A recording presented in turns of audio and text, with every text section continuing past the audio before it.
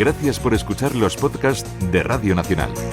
Acceda a todos los programas en rtv.es/a la carta.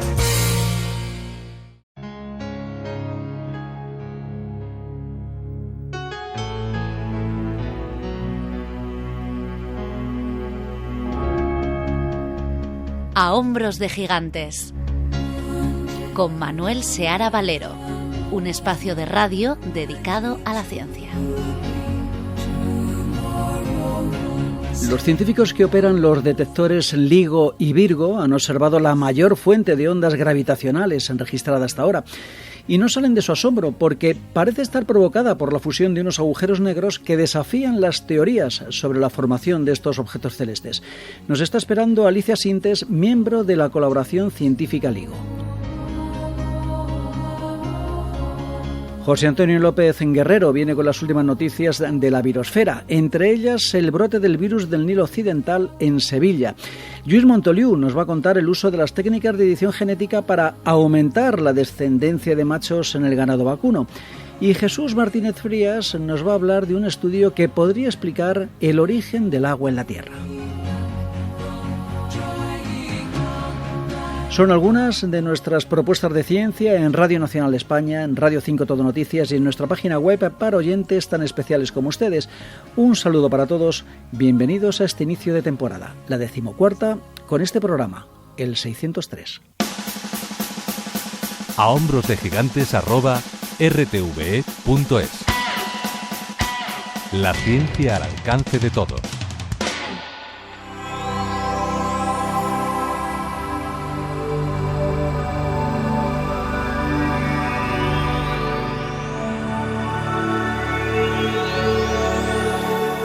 Cien años después de que fueran previstas por Einstein en su teoría de la relatividad general, la primera observación directa de las ondas gravitatorias en 2015 abrió una nueva ventana para explorar el universo. Desde entonces, los observatorios LIGO y Virgo han detectado varias perturbaciones del espacio-tiempo provocadas por objetos muy masivos.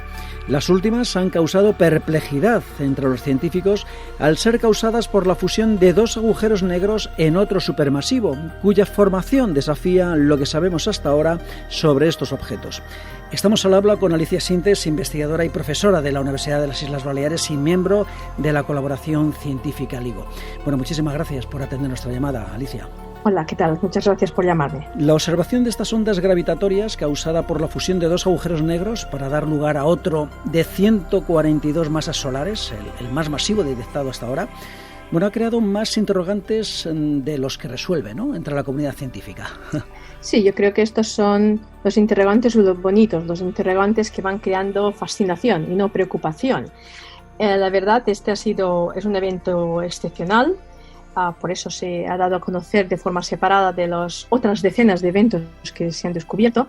Y lo interesante en este caso particular es que el agujero negro resultante, el de 142 masas solares, es el agujero negro más masivo detectado nunca con ondas gravitacionales. Y también implica la primera observación de un agujero negro de masa intermedia con ondas gravitacionales. Esto para empezar.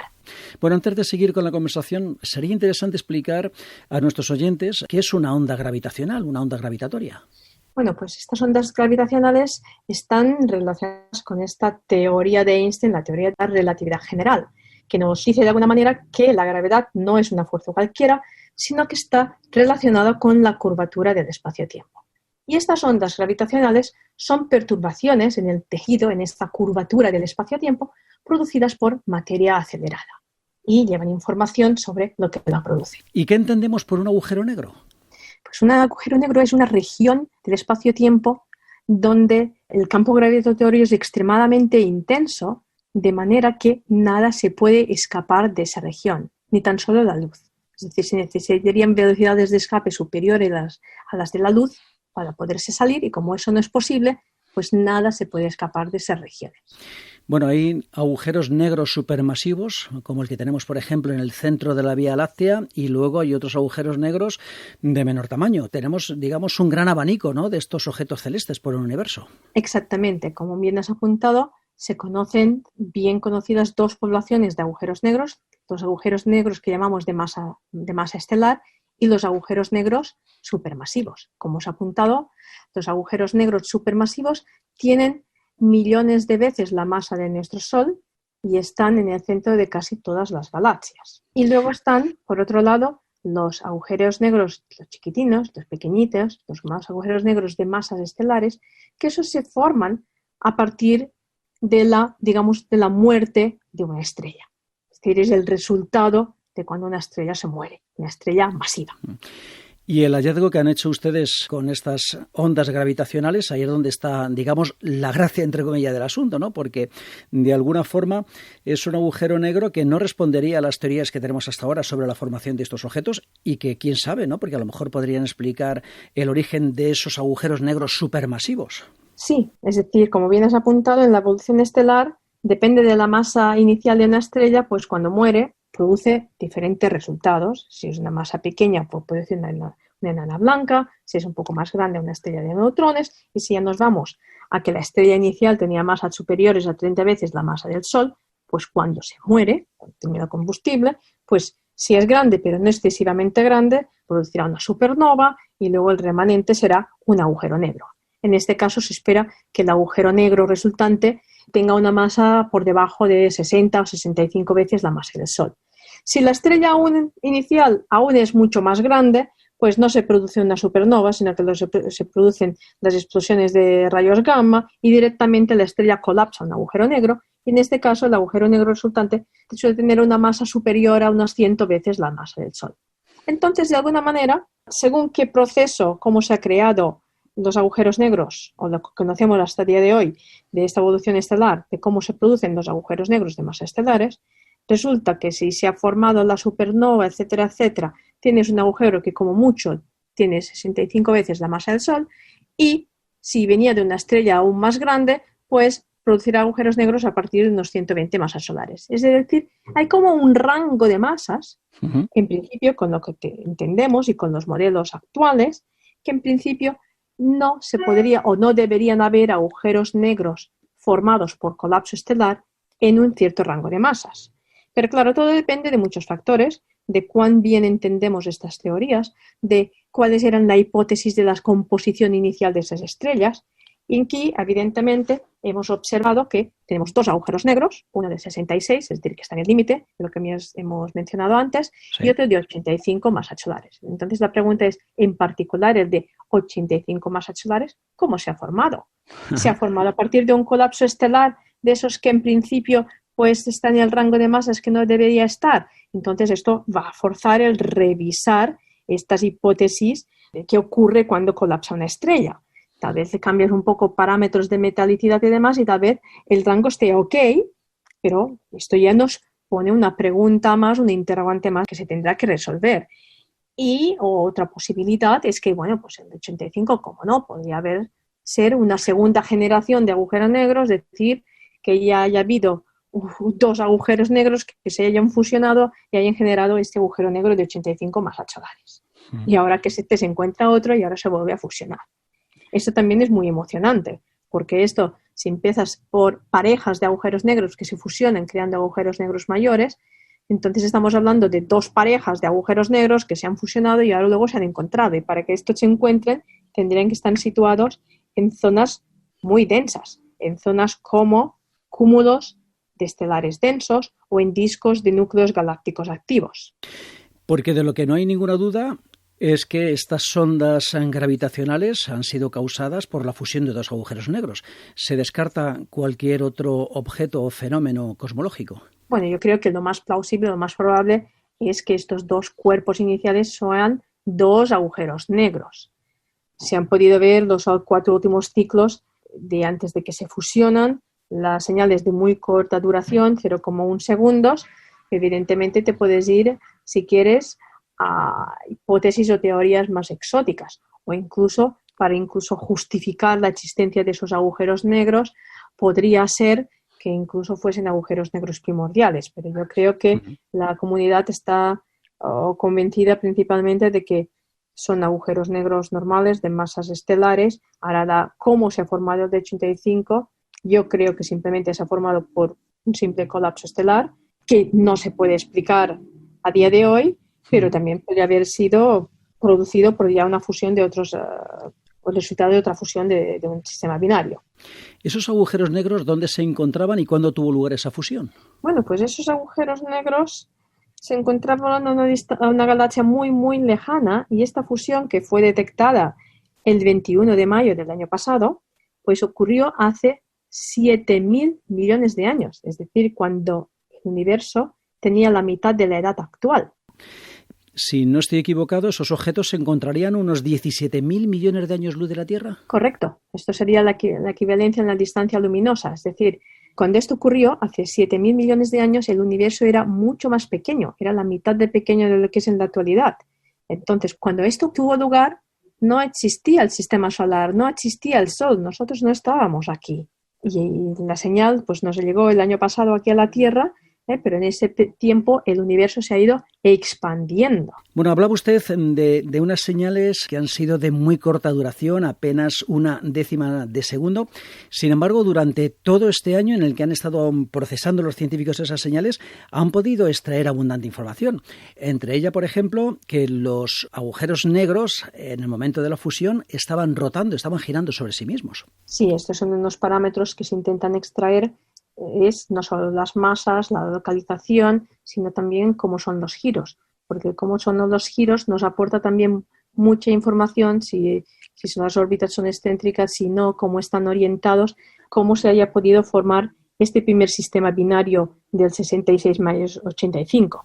¿Cabe la posibilidad de que la materia y energía oscuras estuvieran concentradas en esos agujeros negros, como sugiere alguna teoría que circula en la actualidad? Bueno, la cuestión es que hay muchos interrogantes. No sabemos lo que es a día de hoy la materia oscura. Hay muchas hipótesis.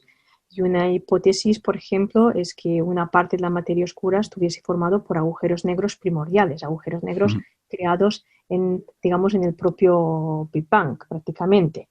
Entonces eso podría ser una parte de la materia oscura del universo. Y hablando del Big Bang, ¿creen que serán capaces algún día de detectar esas ondas primordiales causadas por aquel fenómeno que dio lugar al universo? Yo espero que sí, lo que no sé si será antes o después de mi jubilación. Y así como existe un fondo cósmico de microondas, pues también existe un fondo cósmico de ondas gravitacionales, producidas por la sobreposición de muchas de estas ondas que se produjo cuando el universo no tenía ni tan solo un segundo de vida.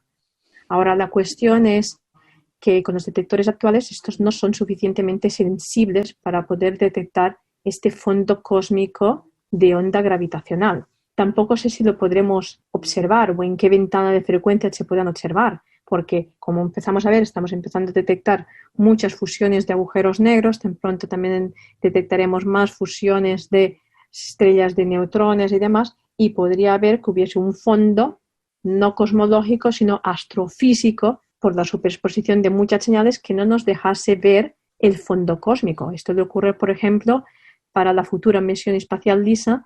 Hay demasiadas señales galácticas que hay un fondo de señales. Entonces, donde en el rango de frecuencias en que eso esté dominante, tú no puedes ver un fondo cósmico porque tienes un fondo astrofísico. Pero yo espero que sí, pero todo depende de qué ocurrió en esos instantes iniciales. ¿Cuál es la teoría correcta? Si nos vamos a teorías inflacionarias estándar, resulta que ese fondo cósmico en onda gravitacional está varios órdenes de magnitud por debajo de la sensibilidad actual de los detectores. Es decir, nos tendríamos que ir prácticamente a detectores de tercera generación que se están preparando tanto en Europa como en Estados Unidos para tener la oportunidad de ver ese fondo. Pero vamos, si pudiésemos ver ese fondo, la cantidad de información que nos puede aportar sería maravillosa, porque como he dicho, nos podría aportar información cuando el universo no tenía ni tan solo un segundo de vida, cosa que es completamente imposible de obtener con la luz. En 2015, con la detección de esas primeras ondas gravitacionales, abrieron esa nueva ventana al universo. 2 años después, en 2017, el Premio Nobel de Física fue para Weiss, Baris y Thorne, los pioneros en la detección de esas ondas. No van a ser los únicos premios Nobel, ¿verdad?, que van a venir en los próximos años de la mano de esta nueva ventana de observación al universo, ¿verdad? Bueno, ya hubo incluso un premio Nobel anterior, en el 93, a Hulse y Taylor por haber descubierto el primer púlsar en un sistema binario, porque ello daba pie a la primera evidencia observacional de que estas ondas gravitacionales existían. Y como os hemos apuntado, yo creo, no la señal que estamos hablando estos días, pero si se pudiese descubrir el fondo cósmico en onda gravitacional, yo creo que eso también sería meritorio de otro premio Nobel. Incluso, quién sabe, podríamos llegar a descubrir nuevos objetos hasta ahora insospechados, ¿no? Claramente. Es decir, de momento nos está ayudando a responder preguntas tanto en el campo de la astrofísica, la física fundamental y la cosmología. Pero yo creo que lo más bonito será descubrir fenómenos nuevos, fenómenos totalmente inesperados que no podemos ni explicar ni nos imaginamos ni tan solo a día de hoy. Eso es lo que le gusta a los científicos, ¿verdad? Discurrir por caminos que no han sido explorados. Claro que sí. Alicia Sintes, miembro de la colaboración científica LIGUE, investigadora de la Universidad de las Islas Baleares, muchísimas gracias por haber compartido estos minutos con nosotros, con nuestros oyentes, y bueno, enhorabuena por estas publicaciones. Gracias, y gracias a vosotros.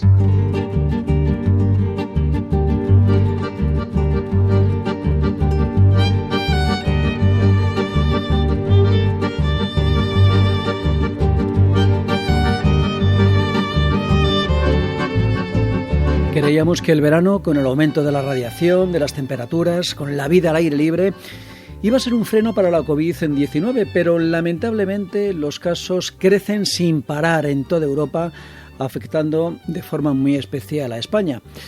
Hal, ¿qué tal estás? Bienvenido. Hola Manuel, encantado de empezar contigo este nuevo periplo.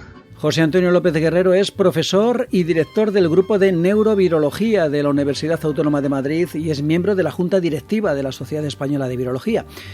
Con la vuelta de los veraneantes, Hal, y los primeros alumnos ya en las escuelas de forma presencial, la incertidumbre sobre el control de la pandemia es una realidad política y social en estos momentos. Sin embargo, no solo el virus de la COVID-19 ha sido protagonista en los últimos días. ¿Estamos ante una casualidad que el brote del virus del Nilo Occidental, que ha afectado principalmente a la provincia de Sevilla, se haya producido en plena pandemia del coronavirus? ¿O en realidad tenemos que acostumbrarnos a nuevas epidemias, a nuevos virus o a nuevos patógenos en general? Pues es una pregunta más compleja de lo que parece, porque realmente uno de los factores de la aparición de nuevas pandemias es el cambio climático. Y el cambio climático es una realidad. Las altas temperaturas ya han hecho que en España tengamos los vectores, en este caso los mosquitos, que transmiten enfermedades que hasta ahora pues se mantenían en territorios más cálidos, más templados, los trópicos o el Caribe. Entonces, ¿debemos acostumbrarnos a nuevas pandemias? Pues seguramente sí. Debemos acostumbrarnos al West Nile virus, al virus del Nilo Occidental. Ya venía amenazando en la península ibérica, no solamente en España, durante ya muchos años. Ahí está. Ahora tenemos en España incluso también al dengue endémico, ¿no? Está el mosquito tigre en este caso, el Aedes albopictus. Tenemos también pues, al virus, porque llega en viajeros, en turistas, en inmigrantes, y ya pues tenemos estas pandemias. Por desgracia, pues muchas de ellas incluso coincidirán en el tiempo y en el espacio, como por desgracia los de Sevilla, que ven como a la pandemia del coronavirus ahora se le suma este otro virus, arbovirus que se llama, porque son virus transmitidos por insectos. Oye, Hal, volviendo a la pandemia mundial, a la COVID-19, estos días han sido noticia varios casos de personas que habían superado la enfermedad y que se han reinfectado de nuevo con el coronavirus. ¿Tenemos que pensar que quizás las vacunas no sean la salvación que todos estamos esperando? El hecho de que haya algunas personas que ciertamente parece que se han reinfectado con el virus, y digo que parece que se han reinfectado porque es cierto que parece que la secuencia del virus nuevo que tienen era diferente, ligeramente diferente, tampoco muy diferente porque hablamos de la misma especie, del SARS-CoV-2, al que tuvieron a lo mejor cuando se infectaron hace 3 o 4 meses. Para empezar, son muy poquitos los casos que se han detectado, seguramente porque habrá más, seguramente, pero me da a mí que todos los casos van a ser prácticamente asintomáticos o con muy poca sintomatología. ¿Por qué? Porque el virus no deja de ser el SARS-CoV-2 y la respuesta inmunológica que desarrollamos, si hemos visto que puede ser cruzada incluso con otros coronavirus catarrales más alejados de este, pues con más motivo para que sea una respuesta cruzada con el mismo virus, aunque tenga algunos nucleótidos, algunas secuencias cambiadas. Por lo tanto, seguramente nuestra respuesta inmune siga funcionando y eso hará que el que se reinfecte, si acaso lo pueda hacer, tenga mucha menos sintomatología. Y en cuanto a las vacunas, sí, podría tenerse en cuenta este hecho, pero también se ha visto en algunos casos que las vacunas pueden generar una respuesta más duradera incluso que la propia infección natural. Todo esto está todavía en estudio y en el laboratorio. Oye, Hal, ¿y qué supone que España participe en un ensayo clínico en fase 2 de una vacuna? Pues en primer lugar, me imagino que lo que supone de forma inmediata es que España es un punto caliente de la infección. No para el ensayo 2, como este ensayo de Johnson & Johnson, que simplemente pues han seleccionado a 190 españoles junto con otros voluntarios belgas y alemanes para ver la efectividad de la vacuna, para ver si con una dosis era suficiente o con 2 dosis, en caso de 2 dosis con qué distancia, con qué temporalidad, con qué intervalo hay que poner la segunda dosis de refuerzo. Y la tercera fase se suele hacer en decenas de miles de personas y allí en aquellos países donde esas personas, esos voluntarios, puedan encontrarse con el virus de forma natural e infectarse. Por lo tanto, España tiene también papeletas para formar parte de esos ensayos clínicos 3 por la sencilla razón de ser un país ahora mismo un punto caliente, no solamente en Europa, sino en el mundo en cuanto a la transmisión del virus. Bueno, pues esperemos que no caiga en saco roto y esto acabe con una vacuna eficaz, realmente segura y sin efectos secundarios ni a corto ni a largo plazo. Finalmente vamos a acabar con otra noticia, en este caso positiva y esperanzadora, ¿no?, que ha ocurrido durante la pandemia. África ha sido declarada libre de poliovirus salvaje. ¿Tú crees que estamos a punto de erradicar esta terrible enfermedad como en su día se logró con la viruela? ¿Seremos capaces de vencer esta batalla? El virus de la poliomielitis es un virus que tendría que haberse erradicado hace ya décadas, pues prácticamente casi como la viruela, ¿no?, o la peste bovina. Lo que pasa es que en algunos países las guerras han hecho que personas infectadas vayan de unos países a otros. Eso ha ocurrido en Siria, en Afganistán, en Pakistán, incluso en algunos países con la idea de que Estados Unidos tenía espías a través del programa de vacunación. Creo que incluso se llegaban a amenazar y a matar a los enfermeros, a los médicos, a los sanitarios que iban poniendo la vacuna. Quedaba en África un bastión donde el virus de la poliomielitis estaba fuerte, que era Nigeria, por razones también de pseudociencia, y eso ya ha desaparecido. Ya no hay ninguna de las 3 cepas del virus de la poliomielitis, 1, 2 y 3 en África, están declarados libre de poliovirus, y sin embargo sigue quedando sobre todo poliovirus 1 y 3, el 2 está erradicado en Afganistán y en Pakistán. Esperemos que, me gustaría creer que en próximos meses, pero al menos en próximos años, el programa de vacunación activo lleve a la erradicación total también de esta gran lacra, ¿no?, que hemos tenido durante decenas de años. Hal, muchísimas gracias y hasta un próximo programa. Pues nada, un abrazo a ti y a todos los oyentes.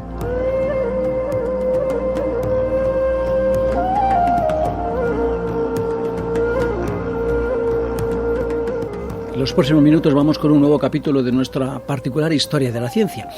Commerson fue un naturalista francés conocido por haber participado en la Vuelta al Mundo de Bougainville y lo hizo acompañado de su ayudante, que en realidad era una mujer que tuvo que disfrazarse de hombre porque la presencia femenina estaba estrictamente prohibida en la Armada francesa y que más tarde se convertiría en su esposa. Más de un centenar de especies llevan su nombre, como nos cuenta Nuria Martínez Medina.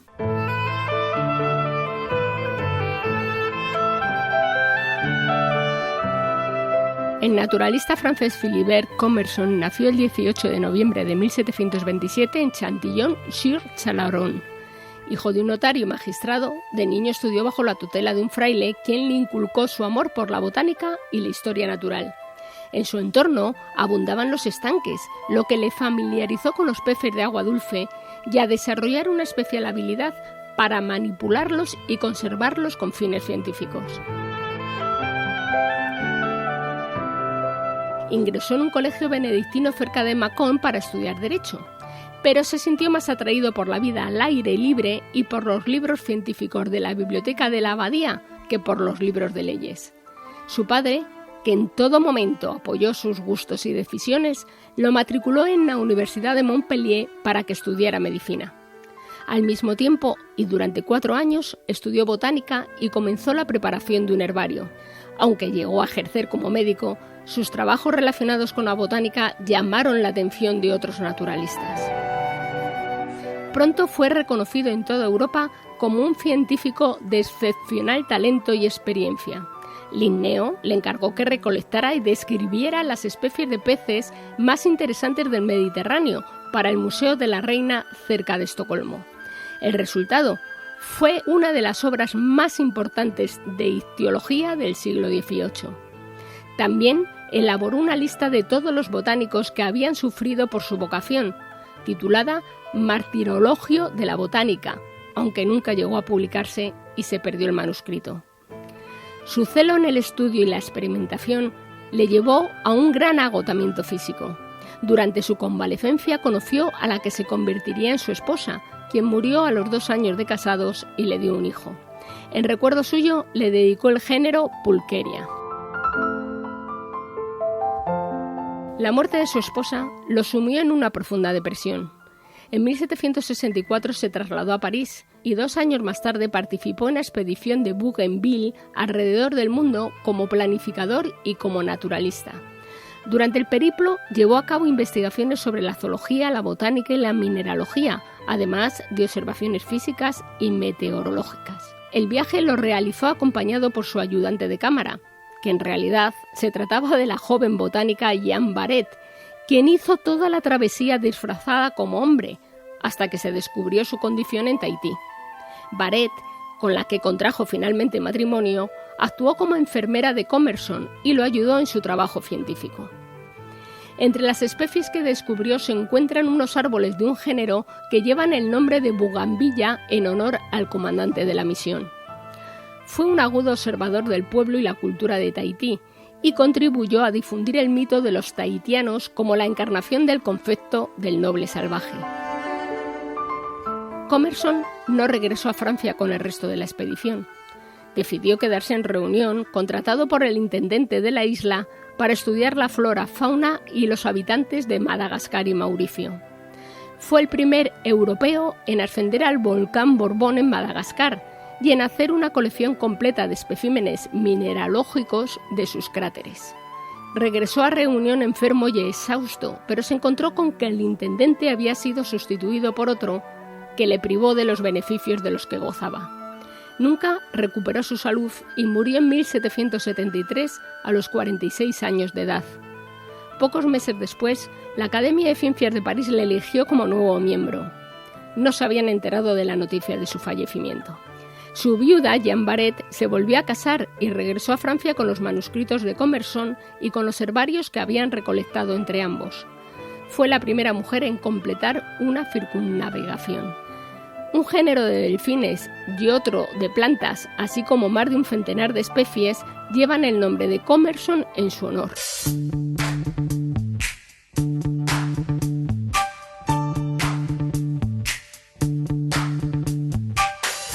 A hombros de gigantes, un espacio para mentes curiosas.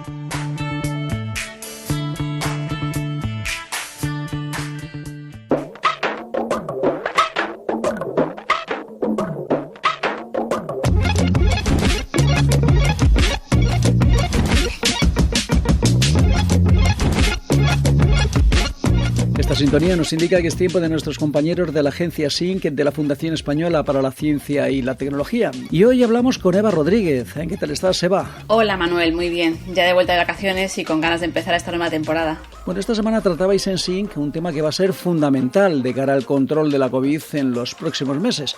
Los test PCR masivos para su detección. Bueno, empieza la campaña de la gripe y otras enfermedades y habrá que hacerlos de forma periódica. ¿Qué es lo que proponen los científicos, Eva? Efectivamente, la clave para contener la epidemia de coronavirus pasa por detectar y aislar a los infectados y sus contactos. Pero es difícil hacer estos PCR de forma masiva y periódica. Acaba de aprobarse en Estados Unidos un protocolo en muestras salivales que es mucho más barato y sencillo que el actual.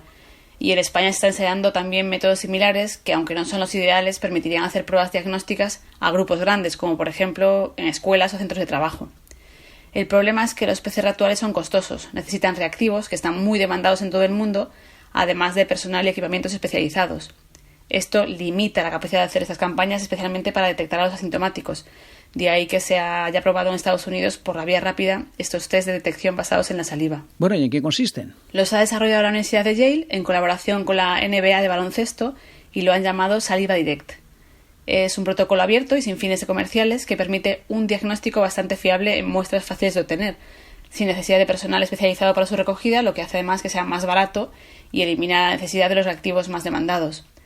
Los resultados en comparación con la PCR tradicional se han publicado en un documento de la universidad y la concordancia con los resultados de las PCR tradicionales es de un 94%. Se ha estado probando también ahora en la NBA, mientras los jugadores disputaban el final de la competición que han denominado burbuja de Orlando, pero los resultados estos de la NBA aún no aparecen en la publicación de Yale. ¿Y qué ventajas tiene la PCR en saliva con respecto a la PCR tradicional? Por un lado es menos molesto porque lo cogen con la saliva y se recoge en un frasco. Tampoco se necesita personal entrenado para tomar las muestras, ni las medidas de protección actuales porque la posibilidad de contagio durante la toma es mucho menor. Y se ahorraría en la compra de los isótopos, que tienen poca disponibilidad y eso puede ser un problema. Además, las muestras de saliva son muy estables, incluso a temperatura ambiente, lo que simplifica el transporte, y el protocolo desarrollado elimina la extracción de ARN del virus, con lo cual el ahorro total en costes por cada muestra sería enorme. Oye, ¿en España existe algo similar? Curiosamente, desde el laboratorio de Vila, en el Hospital Clínic, han desarrollado también un método muy sencillo para hacer PCR en la saliva, sin necesidad de extracción, simplemente calentándolo durante 15 minutos. Y el trabajo está pendiente ahora de aceptación para publicarse, pero ya se puede leer de forma preprint. Oye, hay otro tema que también preocupa ante una segunda ola de coronavirus y es la interrupción de los servicios sanitarios esenciales por culpa de la pandemia. ¿Qué es lo que decía la Organización Mundial de la Salud a este respecto? La OMS publicó esta semana un informe alertando de la situación, porque el 90% de los países ha interrumpido estos servicios sanitarios esenciales por la COVID. Todos conocemos casos de personas que han dejado de acudir al médico o de hacerse seguimiento, y esto es un problema. El informe lo que dice es que entre las áreas más interrumpidas se encuentra el diagnóstico y tratamiento de enfermedades no transmisibles, la planificación familiar y anticoncepción, el tratamiento de trastornos de salud mental y el diagnóstico de tratamiento de cáncer, y estos son los casos que más se han paralizado, pero también es alto el de otras enfermedades como el paludismo, la tuberculosis o el que requiere tratamiento de antirretrovirales. Bueno, ¿y qué efecto tiene o está teniendo la COVID en los sistemas de salud, Eva? Por poner algún ejemplo de los que recoge el informe, las interrupciones de los servicios de las salas de urgencias se dieron en el 22% de los países. Las transfusiones de sangre urgentes se interrumpieron en el 23% y la cirugía de urgencia se vio afectada en el 19% de los casos en los 105 países analizados. La OMS lo que está recomendando ante esta situación es el famoso triaje para determinar las prioridades, el paso a las consultas online de los pacientes, cambios en las prácticas de prescripción y en la cadena de suministro y también un cambio en la estrategia de información sobre salud pública. Eva Rodríguez, cuídate, muchísimas gracias y un abrazo. Hasta la próxima, Manuel.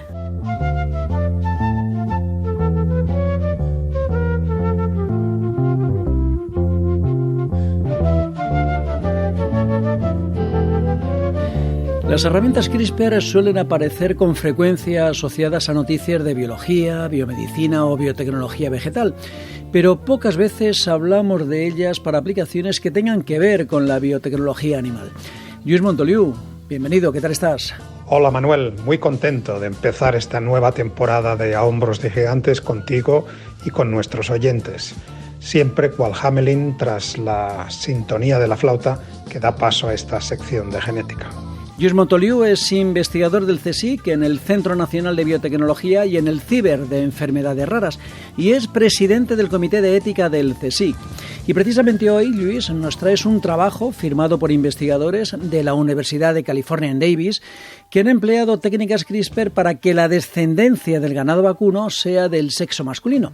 Pero antes que nada, Lluís, ¿por qué crees que hay pocas noticias de edición genética en animales de granja destinados al consumo? Pues la verdad es que es cierto que hay relativamente pocas noticias de edición genética en animales de granja destinados a consumo y hay probablemente diversas razones para ello, ¿no? En primer lugar, porque es mucho más difícil el trabajar, el realizar este tipo de experimentos en animales de gran tamaño de granja como la vaca, la cabra, la oveja, el cerdo o el conejo, en relación a lo fácil o asequible que es hacerlo en roedores de pequeño tamaño como los ratones y las ratas. Pero también hay que apuntar en la dificultad legislativa. No son precisamente experimentos que estén promovidos desde las administraciones. Recuerda, por ejemplo, que en la Unión Europea nuestra legislación actual dificulta muchísimo que uno de estos animales editados genéticamente pueda llegar a entrar en las cadenas de consumo. Esto es así también en muchos otros países. Sin embargo, hay que recordar que incluso en este programa hemos hablado de alguna modificación. Recordarás las vacas a las cuales se les incorporó una mutación genética para que no les crecieran los cuernos y así evitar el descornamiento, que era una situación relativamente desagradable tanto para el granjero como particular para la propia vaca. También se han obtenido ovejas que acumulan más músculo porque incorporan mutaciones en el gen de la mioestatina. Esto se hizo en Uruguay hace ya unos cuantos años, o diferentes estirpes de cerdos editadas genéticamente que son resistentes a virus que afectan a la cabaña porcina, como el virus del síndrome reproductor respiratorio, experimentos que se hicieron, por ejemplo, en el Instituto Roslin de Edimburgo, con lo cual sí que es cierto, hay pocos, pero los hay. Y por lo que respecta a la noticia que nos traes, ¿cómo se determina el sexo en mamíferos? En general, y dejando muchas excepciones aparte a un lado, diríamos que en mamíferos el sexo viene determinado por los cromosomas sexuales. Nosotros, por ejemplo, los seres humanos, tenemos 23 pares de cromosomas. Uno de ellos, hay un par de cromosomas que llamamos los cromosomas sexuales. Las mujeres, en principio, llevan 2 cromosomas X, mientras que los hombres llevamos un cromosoma X y un cromosoma Y. Son distintos, el cromosoma Y es uno de los más pequeños que tenemos en nuestro conjunto de cromosomas, y entre los pocos genes que incluye, que transporta, existe un gen que se llama SRY, que es el determinante, el que catapulta una serie de acontecimientos que acaban determinando el desarrollo de los caracteres sexuales masculinos. Por lo tanto, en mamíferos en general, un individuo macho sería el que portaría ese cromosoma Y debido a que contiene el gen SRY, que es el que activa una serie de acontecimientos que acaban determinando la aparición de estos caracteres que reconocemos como de sexo masculino. Esto hace pensar que en general los embriones de cualquier mamífero, si no hubiera la intervención de SRY, de este gen, todos se desarrollarían a favor de hembra, con lo cual el programa de desarrollo de hembra es el programa por defecto de los mamíferos, y para que se interrumpa y aparezca el programa de desarrollo de machos tiene que aparecer ese gen, el gen SRY. Este gen lo documentó y lo describió por vez primera como implicado fuertemente en la determinación del sexo el grupo de Robin Lowell Beach en el Reino Unido hace casi 30 años, a principios de la década de los 90.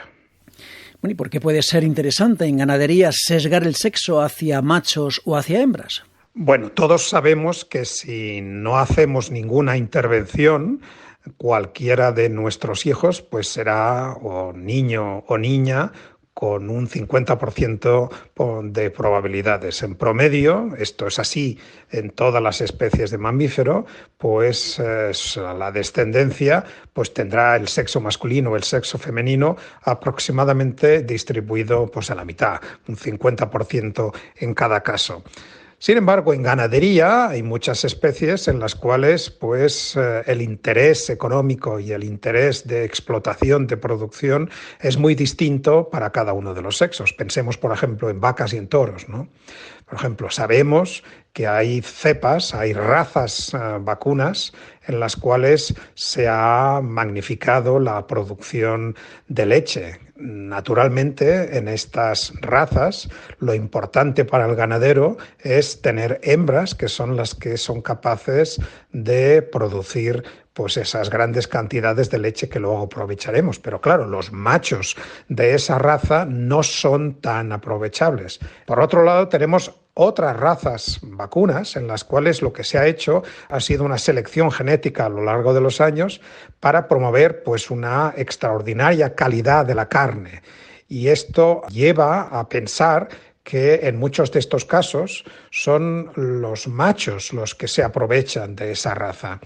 Y por una sencilla razón, porque los machos, en relación a las hembras, aprovechan mejor la alimentación, aprovechan un 15% más la alimentación que la que reciben las hembras, con lo cual, desde el punto de vista del ganadero, alimentar a macho para producir carne le resulta más beneficioso que alimentar a hembras, con lo cual, idealmente, nos gustaría tener una raza en la cual los machos se pudieran aprovechar para carne de alta producción y las hembras se pudieran aprovechar para leche, pero no es así. Estos caracteres viajan en diferentes razas. Por eso sí que es interesante el poder sesgar desde un punto de vista de producción para que en un determinado momento pues nazcan más machos que el aproximadamente 50% que deberían nacer sin ningún tipo de intervención. Con estas técnicas CRISPR, los investigadores han conseguido un ternero que han llamado Cosmo. ¿Qué es exactamente lo que han hecho, Lluís? Pues lo que ha hecho esta investigadora de la Universidad de California, en Davis, Alison Van Enenam, ha sido utilizar la tecnología CRISPR para introducir una copia adicional del gen SRY en el genoma de estas vacas. Han utilizado embriones de vaca para abrir en una posición del genoma que saben que es neutra, que es compatible para la inserción de otros genes y proporcionar, por homología de secuencias, proporcionar una construcción que lleva tanto esa copia adicional del gen SRY como una copia del gen de la proteína verde fluorescente para poder detectar los embriones que habían incorporado. Estos embriones que fluorescían de color verde bajo el microscopio son los que implantaron y de todos estos experimentos pues ha nacido un ternero macho porque lleva el cromosoma Y y tiene su correspondiente gen SRY, pero es que además tiene situado en otro cromosoma esa modificación genética que incorpora ese gen adicional SRY. Naturalmente, como todo experimento que se hace con CRISPR, con edición genética, han constatado una cierta variabilidad y tienen pues diferentes alelos, diferentes variantes de ese gen que se han incorporado en este ternero. Esto es lo que han conseguido hasta estos momentos. Bueno, ¿y cuáles son los próximos pasos a partir de ahora que deberán acometer estos investigadores? ¿Tú crees que es posible que pronto veamos esta propuesta aplicada a la ganadería en Estados Unidos? Pues lo que deberán acometer los investigadores a partir de ahora es confirmar que su hipótesis, que estaban en lo cierto. Si Cosmo, además de ser un ternero macho, lleva una inserción de genes adicionales SRY en otro cromosoma, cuando Cosmo se cruce con una hembra para tener descendencia, en general esperaríamos que la mitad de su descendencia fueran machos y la otra mitad fueran hembras, porque los machos serían los que recibirían el cromosoma Y. Pero como existe esa copia adicional de SRY, la mitad de la descendencia recibirá también ese gen adicional. Si ya es un macho, ya lleva un cromosoma Y, el hecho de tener una copia adicional no va a afectar para nada al sexo del animal. Pero si se trata de un embrión destinado a ser hembra, con 2 cromosomas X, y sin embargo hereda también esa copia adicional de SRY, cariotípicamente tendrá unos cromosomas sexuales femeninos, pero en cambio se comportará y desarrollará los caracteres sexuales masculinos. Esto ocurrirá en la mitad de los embriones destinados a ser hembras, con lo cual en lugar de tener la distribución al 50%, se sesgaría a favor de machos y se obtendría un 75% de machos y un 25% de hembras. ¿Lo veremos esto próximamente en ganadería en Estados Unidos? Pues creo que queda un largo trecho. Y ya hemos visto y hemos hablado en alguna ocasión en este programa que, por ejemplo, para la aprobación y la puesta en consumo de los salmones transgénicos llevaron más de 30 años, con lo cual no es algo que vaya a ocurrir pasado mañana. Lluís Montoliu, muchísimas gracias y hasta pronto. Un abrazo. Muchas gracias a ti, Manuel, y hasta la próxima.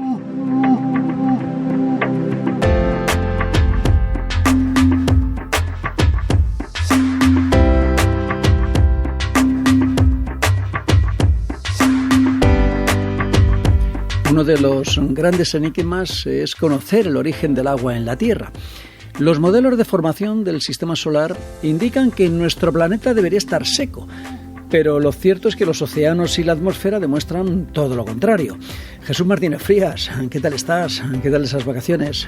Hola Manuel, pues las vacaciones en general bien, un poco inusuales debido a la pandemia, pero bueno, espero que tú también hayas disfrutado de este verano. Bueno, pues hemos hecho lo que hemos podido, Jesús, como dices, en este verano tan atípico, ¿verdad? Jesús Martínez Frías es experto en meteoritos y geología planetaria y es investigador del Instituto de Geociencias. En esta sección, Jesús, bueno, pues ya hemos hablado en varias ocasiones del agua en la Tierra y también en otros mundos, pero ahora un nuevo estudio sugiere que este agua podría haber llegado a nuestro planeta a bordo de meteoritos y además en cantidades ingentes. Bueno, ¿qué te parece si nos situamos el contexto y nos explicas las hipótesis que se están manejando? Bien, pues básicamente existen dos grandes hipótesis: que el agua procede exclusivamente de la desgasificación del manto, es decir, la Tierra cuando estaba caliente hace más de 4.500 millones de años, a partir del manto se emitieron una serie de volátiles que formaron la atmósfera y también la hidrosfera y todo lo que es el agua que constituye nuestro planeta. Y otra hipótesis es que existió una participación muy importante del agua procedente de los planetesimales, es decir, de asteroides, de cometas, de objetos muy similares a los meteoritos que nosotros vemos en la actualidad. Por eso lo que se aborda es una investigación comparada entre el agua que aparece en estas rocas mantélicas de la Tierra con el agua presente en distintos tipos de meteoritos. Y se ha visto que entre ellos, pues los más interesantes son las denominadas condritas. ¿Y por qué son tan importantes en concreto las condritas? ¿Qué es lo que tienen de especial estos meteoritos? Sí, las condritas son importantes, son especiales, porque son los denominados meteoritos indiferenciados. Es decir, dentro de la materia primitiva, la materia que cae en forma de meteoritos, existen dos grandes grupos a grandes rasgos y con independencia de todas las familias, subgrupos y clasificaciones complejas acerca de su mineralogía y de su geoquímica. Los meteoritos indiferenciados, aquellos en los que la materia prácticamente conserva las características de la materia primigenia a partir de la cual se formaron los planetas y también procedemos nosotros mismos, y los meteoritos diferenciados, aquellos en los que la materia ha sufrido algún tipo de transformación en el interior de un gran asteroide, de una luna, de un planeta enano o de un planeta, como Marte, por ejemplo. Por ello, las condritas son meteoritos indiferenciados, meteoritos que conservan cómo eran esas características primitivas y por eso son los más especiales o los más interesantes para ser comparados con el agua del manto de nuestro planeta. Tenemos que acudir a comparar con aquellos objetos que proceden del espacio que son los más primitivos. Y dentro de las condritas además tenemos tres grandes grupos. Tenemos las condritas ordinarias, que se llaman así porque son las más comunes, las condritas carbonáceas, que se denominan así porque son ricas en compuestos de carbono, aminoácidos, ureas, purinas, incluso azúcares, y las condritas enstatíticas, que han resultado ser precisamente las más interesantes en relación con este nuevo estudio. Oye, entonces, ¿podríamos decir que con estas condritas enstatíticas que ya hemos encontrado los materiales de los que procede el agua en nuestro planeta? Creo que aún queda mucho por investigar, Manuel, pero sí es cierto que este nuevo estudio de alguna manera nos va concretando cuáles son los tipos de meteoritos, los tipos de condritas que más se parecen a las composiciones de las rocas procedentes del manto terrestre, ¿no? Estas condritas enstatíticas se han analizado 13 ejemplares con distinto grado de evolución en este estudio y se ha visto que tienen una proporción de agua entre el 0,08 y el 0,54%, que es inferior, por ejemplo, al contenido que tienen en agua las condritas carbonáceas, que pueden llegar en algunos casos al 9 o incluso al 10%, pero que, sin embargo, su composición isotópica, su composición geoquímica en cuanto a los contenidos en deuterio y en isótopos de nitrógeno, son los que más se parecen a el agua que se encuentra en las rocas procedentes del manto de la Tierra. Por eso, estas condritas enstatíticas, a pesar de ser muy escasas, porque solamente constituyen el 2% de todas las caídas, se han recuperado aproximadamente 200 ejemplares en la Antártida, son los más interesantes. Y la enstatita, que es un piroxeno, un silicato de magnesio, pues empieza a ganar mucho más interés desde el punto de vista cosmogeoquímico y también astrobiológico. Jesús Martínez Frías, muchísimas gracias y un abrazo. Un abrazo, Manuel.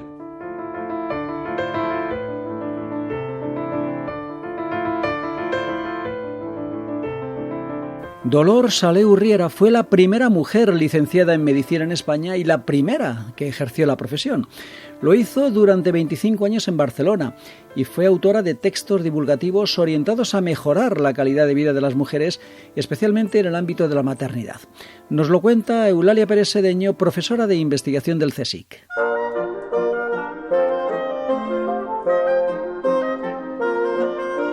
Dolors Saleu Riera nació en Barcelona el 7 de abril de 1857. Ingresó en la Facultad de Medicina en septiembre de 1874 y terminó los estudios en 1879, con un expediente brillante, pero tuvo que esperar 3 años para examinarse de la licenciatura en Madrid, que dependía de un permiso del Ministerio de Instrucción Pública. Fue la primera mujer en doctorarse en España el 6 de octubre de 1882, con una tesis titulada «De la necesidad de encaminar por nueva senda la educación higiénico-moral de la mujer». En ella trataba de los perjuicios que el corsé producía en las mujeres, pues oprimía el tórax, dificultaba la circulación y causaba desmayos. La tesis de Aleu es un texto valiente para su época, en el que denuncia una situación opresiva y defiende los derechos de las mujeres. Especializada en ginecología y pediatría, pasó consulta en la Rambla de Cataluña durante más de 25 años, donde atendía a las señoras burguesas de Barcelona. Pero también asistía a las prostitutas del Raval en la Casa de la Caridad. Además, también fue profesora en la Academia para la Ilustración de la Mujer y fue la primera mujer que entró en la Sociedad Francesa de Higiene.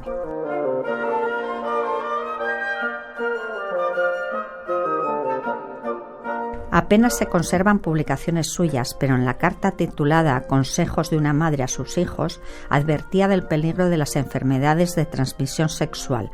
En especial, advertía sobre la gonorrea y la sífilis, que según ella se encuentran en todas gentes y en todas las clases sociales. Escribió algunos textos de carácter divulgativo, como defensora de las mujeres, y dada su especialización, estaban ideados para mejorar la calidad de vida de las mujeres, especialmente en el ámbito de la maternidad. Uno de ellos se titula Consejos a una madre sobre el régimen, limpieza, vestido, sueño, ejercicio y entretenimiento de los niños. En 1911, el primogénito de Dolors Saleu murió de tuberculosis mientras cursaba la carrera de medicina. La muerte del hijo acabó con su vocación, seguramente debido a una depresión, y no volvió a ejercer la medicina. Murió 2 años después, el 19 de febrero de 1913. Les recordamos nuestra dirección de correo electrónico donde pueden dejar sus comentarios y sugerencias: ahombrosdegigantes@rtve.es. Tenemos nueva cita el próximo fin de semana. Hasta entonces, bueno, pues ya lo saben, no hay nada mejor que un buen libro. Sean felices.